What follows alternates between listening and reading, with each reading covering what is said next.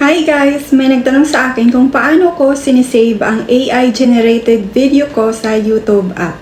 Kung wala kayong nakikitang save button pagkatapos ma-generate ang video, ito lang ang gawin. I-click lang ang next. Pagdating sa visibility, piliin ang unlisted kung wala naman kayong balak i-post ang video sa YouTube.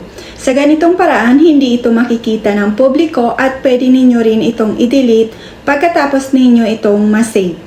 Pagkatapos, i-click ang upload short. Kapag tapos nang ma-upload ang video, i-click lang ang 3 dots sa upper right corner.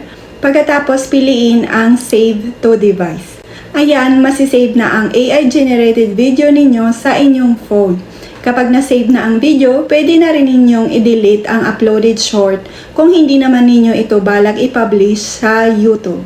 Sana nakatulong ang mabilis na tutorial na ito. Huwag kalimutang i-like at i-share ang video para sa mas marami pang helpful tutorials. Thank you for watching.